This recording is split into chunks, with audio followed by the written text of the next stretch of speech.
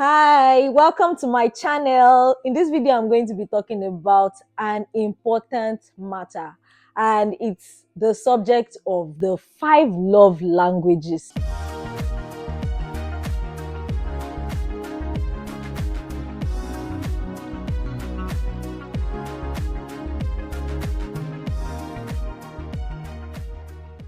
My name is Olufumi Odumoagun, and I'm a homemaking enthusiast, and I share different types of homemaking content that will change the trajectory of your home for good. So this subject of the 5 love languages was proposed by Gary Chapman in his book, The 5 Love Languages.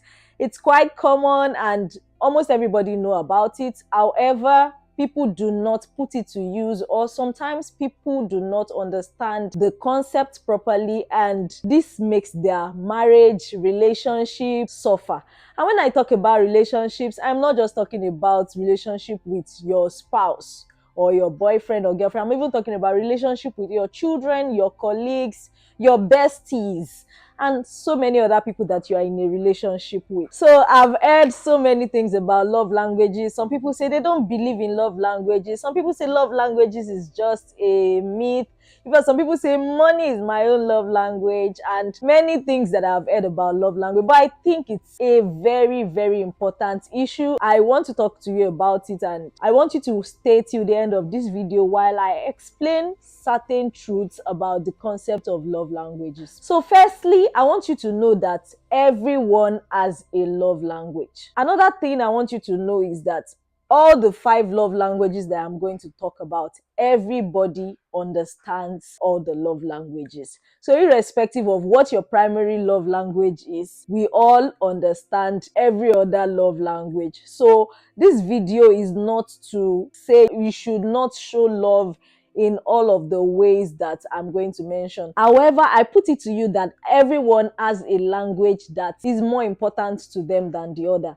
And I want you to think about it. Is there a particular person that you can think of now that, oh, this is the person that loves me most in the world? Some of us have 2 parents, right? A father and a mother. And sometimes we feel like, oh, I feel loved by this one more than the other. And one of the reasons is not necessarily because people love us more than the other. Sometimes it's because we perceive certain things to be better expressions of love than other things. So for example, for me, I love quality time, and let's assume that someone shows me quality time, or maybe one of my parents or my siblings usually give me quality time. I would have the tendency of thinking that they love me more than my other siblings, even though my other siblings might love me just as much but are not necessarily fluent in my love language. So the first love language I'll be talking about is quality time, which is my own love language. So for people who have quality time as their love language, quality is more important than quantity. They are not the type that are moved by the fact that you are just hanging around the house without focusing on them. Quality time people want you to focus on them. They want you to drop your phone while you're talking to them. They want your undivided attention when they are trying to spend time with you. And most times it might seem like, oh, but I've been hanging around you since, but I've been at home, but I stayed at home today. But for people whose love language is quality time, sometimes it might not count if you do not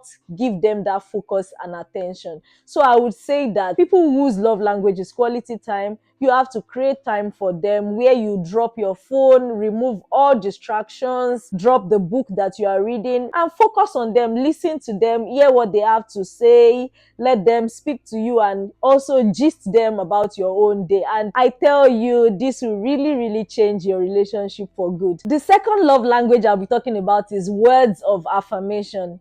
Honestly, everybody loves to be affirmed, but for some people, this means more than some other people. And this kind of people would like you to say positive things about them, compliment what they are wearing, say something good about what they did yesterday. Oh, I really love the food you cooked yesterday. Oh, thank you so much for paying the children's school fees last week. I am so grateful that I have you. Oh, I'm proud of you. This kind of people thrive on the words that you say to them. And let me say this, people whose love language is words of affirmation also are easily more offended by words. So every little thing that you say to put them down will really count a lot more than some other people who will just say, you just see certain people and you'll be like, okay, why did you take that so personal? You know who you are. But for people who have words of affirmation as their love language, they do not want you to talk down on them. And this is not to say you should not correct them, but you have to do it with love and respect. The third love language I'll talk about is physical touch, and I love this love language too. And these are people that would always want you to touch them while having conversations. They are the kind of people that will bump into you deliberately when they are passing by, just to show that they value you, they see you, they love you, and they also want the same. They want you to touch them all the time. For these people, inappropriate touch is also a big deal. People whose love language is touch do not want you to touch them inappropriately, do not want you to touch them in a disrespectful way. It also speaks volume to them in the opposite way. If you notice that your spouse or your child loves to hug, cuddle, loves to have physical contact, please shower them with this, lavish them with that. Always hug them, pat them on the back, pat them on the shoulder, touch them lovingly, and you will see that they would respond beautifully well and be happier in that relationship. The fourth love language is act of service. For people whose love language is act of service, most times it is the thoughtfulness that really matters to them. So they want you to help them with chores. They prefer when you do things without them even having to ask. Doing the dishes will really go a long way for this kind of person, or even just observing their schedule and seeing how you can help them to make life better would really go a long way for this kind of people. And you would also notice that this kind of people would go the extra mile for you. They will always think about ways to help you and make life easy for you. And you also should reciprocate by always looking out for them, doing acts of service that will make life easier for them too. And you will see them respond lovingly and happily in that relationship. The fifth love language is receiving gifts, the one that many women like to say, that's my love language, that's my love language. So receiving gifts is also a love language that requires thoughtfulness. So people who love to receive gifts do not want to be asking you every time, like, buy me this, buy me that. Most of the time they want you to be thoughtful. They want you to just think ahead and buy things for them, gift them things. For someone whose love language is receiving gifts, you have to listen to their words. If they say they need something, without talking too much, you can surprise them by getting that thing for them if you can afford it, and you will see how they will melt in love before you. For this set of people too, it's not so much about the quantity, it's not so much about how expensive the gifts are. It is most times about how thoughtful you are and how sacrificial you are with the gifts. And when I mean sacrificial, it's just what lengths did you even go to get this for them at that particular time. It will really go a long way in making them happy.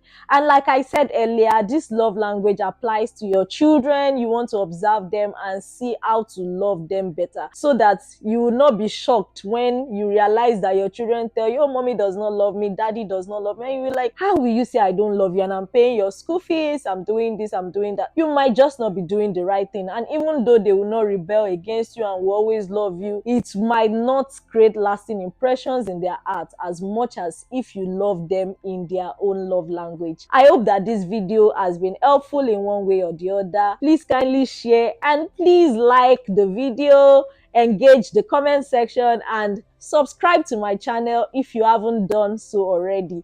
Thank you so much for watching till the end. Have an amazing time. Bye.